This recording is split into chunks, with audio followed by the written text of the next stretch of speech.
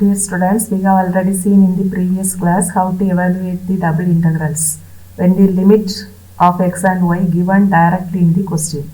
Okay, இப்போ நம்ம என்ன கண்டுபிடிக்க போறோம் அப்படினாக்க x and y க்கு ரேஞ்ச் क्वेश्चनலே டைரக்டா இல்லாம curves மட்டும் கொடுத்திருக்காங்க அப்படினாக்க எப்படி நம்ம ரேஞ்சை ஃபர்ஸ்ட் கண்டுபிடிக்கிறது. ஓகே, அது எப்படி கண்டுபிடிக்கிற அந்த ப்ரொசீஜரை இப்போ பார்க்க போறோம். ஃபார் எக்ஸாம்பிள் ஒரு problem பார்ப்போம். Evaluate, suppose question is evaluate dx dy over d, where d is the region bounded by the curves x plus y equal to 4 and y square equal to x. For example நான் போடுறேன் and x equal to y equal to 0. So the D ங்கிறது ஒரு region bounded by these three curves. இந்த மூணு curvesக்கு இடையில உள்ள closed region, அதுதான் D.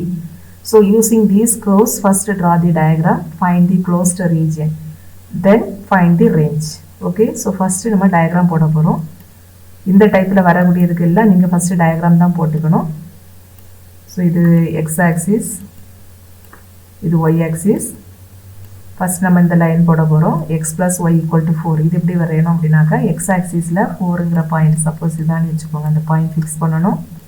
y axisல 4ங்கற பாயிண்ட ஃபிக்ஸ் பண்ணனும். Now connect these two point. இந்த ரெண்டு பாயிண்டையும் நம்ம அப்படி கனெக்ட் பண்ணனும் அப்படினாக்க நமக்கு அந்த லைன் கிடைச்சிரும். இப்போ 1 minute.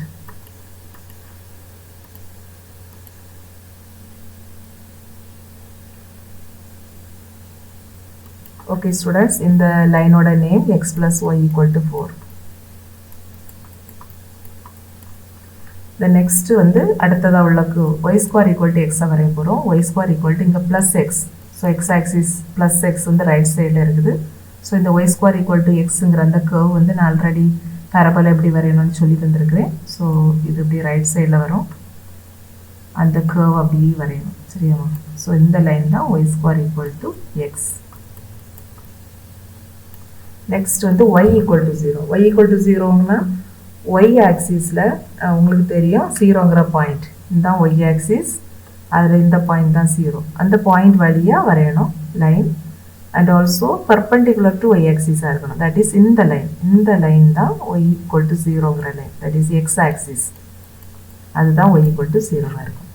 So இப்போ பாருங்க இந்த மூணு curves-உம் கவர் பண்ணி கிடைக்கக்கூடிய அந்த ரேஞ்ச், அந்த ரீஜன் அது என்ன அப்படினாக்க பாருங்க இந்த லைன் y equal to 0ங்கற லைன், அடுத்து இந்த curve, இந்த curveல உள்ள இந்த போர்ஷன். ஓகே, இந்த curve, அடுத்து இந்த curve.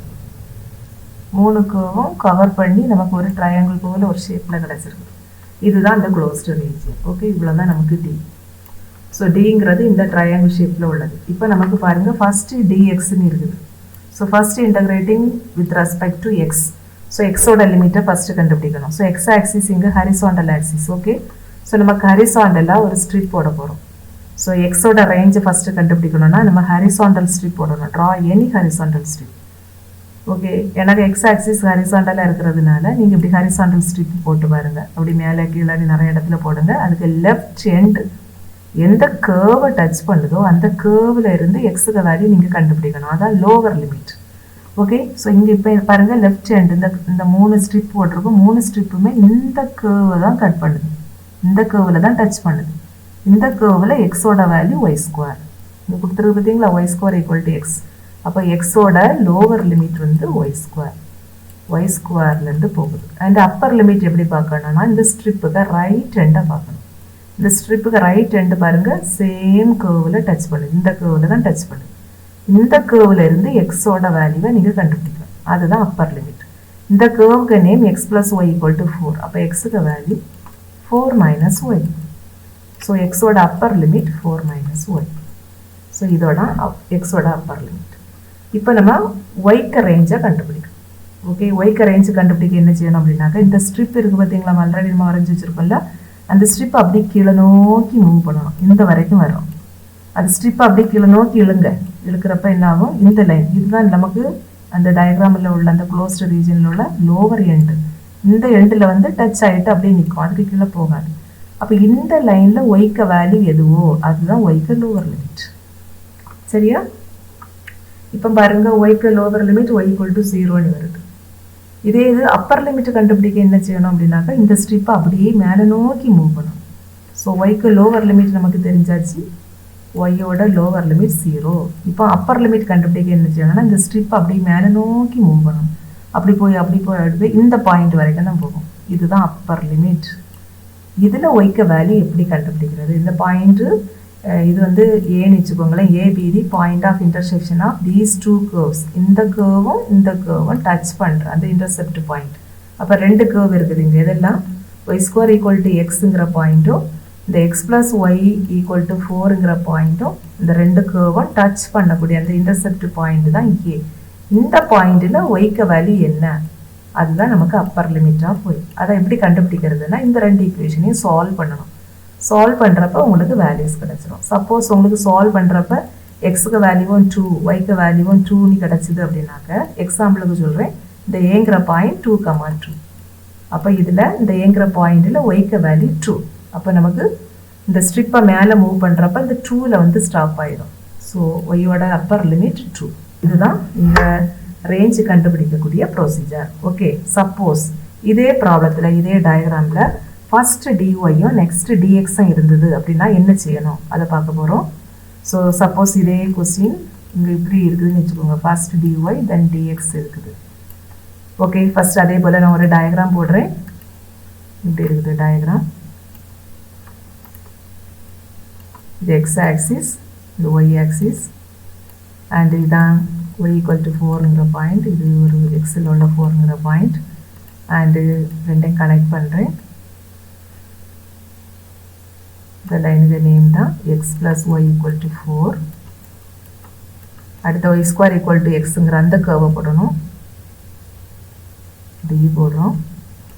இது ஒய் ஸ்கொயர் ஈக்குவல் டு எக்ஸுங்கிற அந்த கர்வ். அண்டு அடுத்தது ஒய் ஈக்குவல் டு 0ங்கிற கர்வ். இப்போ இங்கே ஒரு ட்ரையாங்கிள் ஷேப்பில் ஒரு க்ளோஸ்டு ரீஜன் நம்ம ஆல்ரெடி கண்டுபிடிச்சோம்ல, அதே தான். இவ்வளோ தான் நமக்கு ட்ரையாங்கிள் ஷேப்பில் உள்ள அந்த க்ளோஸ்டு ரீஜியன். இதில் நம்ம ஃபஸ்ட்டு இப்போ நம்ம என்ன கண்டுபிடிக்க போகிறோம்னா first inner integration with respect to Y. அப்போ ஒய்க்கு ரேஞ்சை முதல்ல கண்டுபிடிக்கணும். ஃபஸ்ட்டு நம்ம வந்து எந்த வேரியபிளுக்கு லிமிட்டை கண்டுபிடிக்கிறோமோ எக்ஸுக்கு லிமிட்டு ஃபஸ்ட்டு கண்டுபிடிக்கணும்னா ஸ்ட்ரிப்பு ஹரிசாண்டல் ஸ்ட்ரிப்பு விடணும். தென் ஒய்க்கு ரேஞ்சு கண்டுபிடிக்கணும்னா ஸ்ட்ரிப்பை மேலேயும் கீழே மூவ் பண்ணினா போதும். ஓகே, நமக்கு ஒய்க்கு லிமிட் கிடச்சிரும். அதே போல் ஃபஸ்ட்டு டிஒய் அப்படின்னாக்கா first integrating with respect to Y. So vertical strip முதல்ல போடணும். சரியாம்மா? ஸோ வெர்டிக்கல் ஸ்ட்ரிப் போட்டுட்டு தென் எக்ஸ் ரெண்டாவதாக எக்ஸுக்கு ரேஞ்சை கண்டுபிடிப்பீங்க. ரெண்டாவது எக்ஸ் ரேஞ்சு கண்டுபிடிக்கிறப்ப ஹரிசாண்டல் ஸ்ட்ரிப்போட போகாது. ஃபஸ்ட்டாக போட்டால் ஒய்க்கு அந்த வெர்டிக்கல் ஸ்ட்ரிப்பை லெஃப்ட் அண்ட் ரைட்டு மூவ் பண்ணினீங்கன்னா எக்ஸுக்கு லெஃப்ட் ஹேண்டு அந்த லோவர் லிமிட்டும் அப்பர் லிமிட்டும் கிடச்சிரும். ஃபஸ்ட்டு என்ன வேரியபிளை கண்டுபிடிக்கணுமோ அதுக்கு தான் நீங்கள் ஸ்ட்ரிப் போடணும். செகண்டாக கண்டுபிடிக்கக்கூடிய அந்த ரேஞ்சு கண்டுபிடிக்கிறதுக்கு ஜஸ்ட் ஸ்ட்ரிப்பை ரெண்டாவதாக ஒய் கண்டுபிடிக்கிறீங்கன்னா மேலேயும் கீழே மூவ் பண்ணணும். ரெண்டாவதாட்டு எக்ஸுக்கு ரேஞ்சு கண்டுபிடிக்கிறீங்கன்னா லெஃப்ட் அண்ட் ரைட் நீங்கள் ஸ்ட்ரிப்பை மூவ் பண்ணினா போதும், லிமிட் கிடச்சிரும். ஓகே, இப்போ இங்கே ஃபஸ்ட்டு ஒய்க்கு ரேஞ்சு கண்டுபிடிக்க போகிறோம். ஸோ அதனால ஃபஸ்ட்டு நம்ம என்ன செய்யணும்னா vertical strip, because y axis வெர்டிக்கலாக இருக்கிறதுனால வெர்டிக்கல் ஸ்ட்ரிப் போடணும். ட்ரா எனி வெர்டிக்கல் ஸ்ட்ரிப் எங்கனாலும் நீங்கள் போட்டு செக் பண்ணிக்கலாம். பட் நீங்கள் வெர்டிக்கல் ஸ்ட்ரிப் போடுறப்போ லோவர் எண்டும் ஒரே லைனுக்கு மேலே தான் இருக்கணும், அப்பர் எண்டும் ஒரே லைனுக்கு மேலே தான் இருக்கணும். இங்கே பாருங்கள், லோவர் எண்டு எல்லாமே இந்த லைனுக்கு மேலே தான் இருக்குது, ஒரே லைனுக்கு மேலே இருக்குது. பட் அப்பர் லிமிட் பாருங்கள், அப்பர் எண்டு வந்து ரெண்டு டிஃப்ரெண்ட் கர்வுக்கு மேலே இருக்குது. இந்த ஸ்ட்ரிப்பும் பாருங்கள் இந்த கர்வுக்கு மேலே இருக்குது, இந்த கர்வுக்கு மேலே டச் பண்ணிட்டு இருக்குது அப்பர் லிமிட். சரியா? பட் இந்த கர்வுக்கும் அப்பர் எண்டு பாருங்க, அடுத்த ஸ்ட்ரிப் இது டிஃப்ரெண்ட். ஓகே, இந்த லைனுக்கு மேலே டச் ஆகுது, ரெண்டு டிஃப்ரெண்ட் அப்பர் லிமிட் வந்துட்டு. பட் லோவர் லிமிட் சேமாக தான் இருக்குது, ஒரே லைனுக்கு மேலே இருக்குது. பட் அப்பர் லிமிட் வந்து ரெண்டு டிஃப்ரெண்டாக இருக்குது ரெண்டு ஸ்ட்ரிப்புக்கும். ஸோ இப்படி உள்ள பர்டிகுலர் ப்ராப்ளத்தில் இந்த இன்டர்செப்ட் பாயிண்ட் இருக்குல்லாமா, அந்த டிஃப்ரெண்ட்டாக வருது இல்லை, அதில் இருந்து நம்ம இந்த ரீஜியனை ரெண்டாக டிவைட் பண்ணணும். ஓகே, இதை D1ன்னு வச்சுக்கணும், இதை D2. இப்படி ரெண்டாக டிவைட் பண்ணதுக்கு அப்புறம் இந்த இன்டகிரேஷனை நீங்கள் ரெண்டாக ஸ்ப்ளிட் பண்ணி இன்டகிரேட் பண்ணலாம். தட் இஸ் இந்த இன்டகரல் டபுள் இன்டகரல் ஓவர் டியை எப்படி ஸ்ப்ளிட் பண்ணிக்கலாம்னா double integral over d1 plus double integral over d2.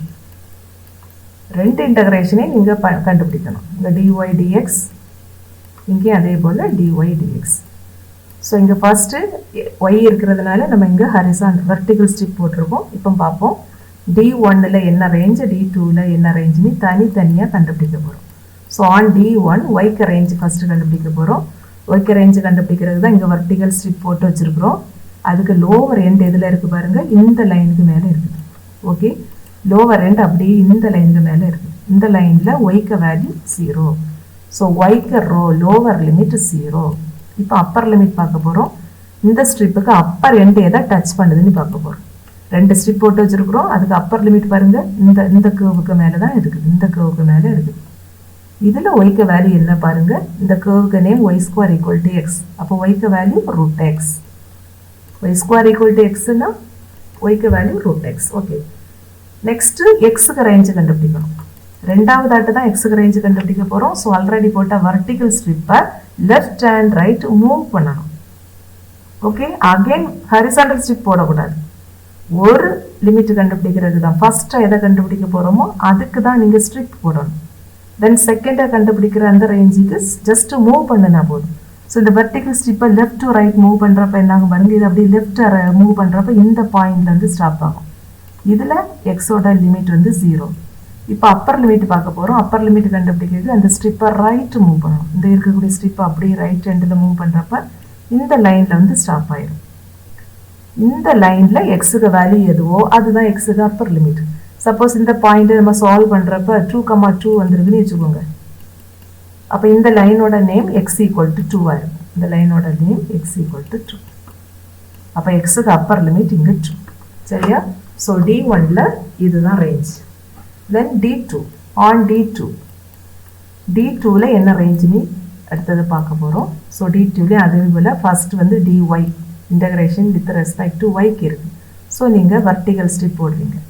அதோட லோவர் எண்டு ஒரே லைனில் தான் டச் பண்ணுது. இந்த லைனில் ஒய்க்கு வேல்யூ 0. ஸோ ஒய்யோட லோவர் லிமிட் 0. இப்போ அப்பர் லிமிட் பார்க்க போகிறோம். இந்த ஸ்ட்ரிப்புக்கு வெர்டிகல் ஸ்ட்ரிப்புக்கு அப்பர் எண்டு பாருங்கள், இந்த லைனில் டச் பண்ணுது. அப்பர் எண்டு, இந்த ஸ்ட்ரிப்புக்கு அப்பர் எண்டு இந்த லைனில் டச் பண்ணுது. இந்த லைனில் ஒய்க்கு வேல்யூ என்ன அதை தான் கண்டுபிடிக்க போகிறோம். இந்த லைனோட name x plus Y equal to 4 அப்படின்னா ஒய்க்கு வேல்யூ 4 மைனஸ் எக்ஸ். ஸோ இது 4 minus x. So y varies from 0 to 4 minus x. Okay. Now find x range. X range கண்டுபிடிக்க என்ன செய்யணும், இந்த ஸ்ட்ரிப்பை லெஃப்ட் அண்ட் ரைட் மூவ் பண்ணணும். அப்படி இந்த ஸ்ட்ரிப்பை லெஃப்ட்டுக்கு மூவ் பண்ணுறப்ப என்ன ஆகும் பாருங்க, இந்த ஸ்ட்ரிப் அப்படி லெஃப்ட்டுக்கு மூவ் பண்ணுறப்ப இந்த லைனோட ஸ்டாப் ஆகும். பிகாஸ் இந்த லைனை தான் நம்ம முன்னாடி ரெண்டாக டிவைட் பண்ணி வச்சுருக்கிறோம். d1 d2 செப்பரேட் ஆகுறது இந்த லைன். அப்போ நீங்கள் இந்த ஸ்ட்ரிப் இங்கே ரைட் சைடில் உள்ள ரீஜனில் அந்த ஸ்ட்ரிப்பை லெஃப்ட் சைடு மூவ் பண்ணுறப்ப இந்த லைனோட ஸ்டாப் ஆயிடும். So on this line X value 2. அப்போது எக்ஸுக்கு லோவர் லிமிட் 2. தென் அப்பர் லிமிட் என்னன்னு பார்க்க போகிறோம். இப்போ இந்த ஸ்ட்ரிப்பை ரைட் சைடு மூவ் பண்ண போகிறோம். இல்லை இருக்குது பார்த்தீங்களா, இந்த ஸ்ட்ரிப்பை அப்படி ரைட் சைடு மூவ் பண்ணி இந்த பாயிண்ட் வரைக்கும் வரும். இந்த பாயிண்டில் எக்ஸுக்கு value 4. So X varies from 2 to 4. So now this integration, இந்த இன்டகிரேஷனை நம்ம எப்படி எழுதிக்கலாம் அப்படின்னாக்க double integral over dy dx equal to double integral over d1 dy dx plus double integral over d2 dy dx. இப்போ ரெண்டு இன்டகிரேஷன்லேயே நம்ம ரேஞ்சை போடுறோம், அப்புறம் இன்டகிரேட் பண்ணுறோம். ஸோ d1ல் ரேஞ்ச் பாருங்கள், y varies from 0 to root x. அப்போ இங்கே inner integration 0 to root x and outer இன்டகிரேஷனில் எக்ஸோட ரேஞ்ச் பாருங்க 0 to 2. இது 0 to 2 dy dx. Then plus second integration d2ல x yக்கு range 0 to 4 minus x. Then outer integration limits 2 to 4 dy dx. So first inner integration integrate பண்ணனும், then outer integration. So first பாருங்கள் இங்கே integral of 0 to 2 inner integration இங்கே dy இருக்குது. So first integral of dyக்கு integration y, then apply limit dx, then plus இங்கே second இன்டகிரேஷனில் outer integral 2 to 4 and இங்கே உள்ள inner integration is with respect to y. So integral of dy க்கு value y, then apply limit 0 to 4 minus x, then dx. So ரெண்டு இன்டகிரேஷனில் first இதை integrate பண்ணியாச்சு, அடுத்து இங்கேயும் இன்டகிரேட் பண்ணியாச்சு. now apply limit அப்ளை பண்ணணும். ஸோ அவுட்டர் இன்டகிரேஷன் 0 to 2, yக்கு root x போடணும் அப்பர் லிமிட், தென் மைனஸ் yக்கு 0 போடுவீங்க, அப்போ 0 தான் கிடைக்கும் இந்த dx, தென் ப்ளஸ் அதே போல் இங்கேயும் integration of 2 to 4 y. First y க்கு 4 minus x substitute பண்ண போகிறோம், then minus y க்கு 0 போட போகிறோம், அப்போ 0 தான் வரும். ஸோ அதை எழுத வேண்டாம். now integrating these two function with respect to x. இந்த root x நம்ம எப்படி எழுதிக்கலாம்னா x power 1 by 2 எழுதிக்கலாம். இது எந்த ஃபார்மில் இருக்குதுன்னா x power n அந்த ஃபார்மில் இருக்குது. ஸோ இன்டர்லாம் x power n என்ன வரும், x power n plus 1 divided by n plus 1, n value 1 by 2. then limit 0 to 2 plus அதே போல் இங்கேயும் இங்கே ரெண்டு டேர்ம் இருக்குது. ஸோ ஃபஸ்ட்டுக்கு இன்டகிரேஷன் 4 into dx இருக்குது, 4 into dx, integral of 4 into dx, அடுத்தது minus integral of x into dx, அது ரெண்டாக ஸ்ப்ளிட் பண்ணால் இப்படி கிடைக்கும். So first integration 4 into dx, இன்டர்லாக dxக்கு value x, then minus x power 1க்கு integration x power 1 plus 1 divided by 1 plus 1. இப்போ நீங்கள் இதில் ரெண்டுலேயுமே ஃபர்ஸ்ட் அப்பர் லிமிட் போடணும், then minus of lower limit போட்டாக்க உங்களுக்கு ஆன்சர் கிடைச்சிடும். இப்படி நீங்கள் சிம்பிளிஃபை பண்ணிடலாம். Okay students, thank you.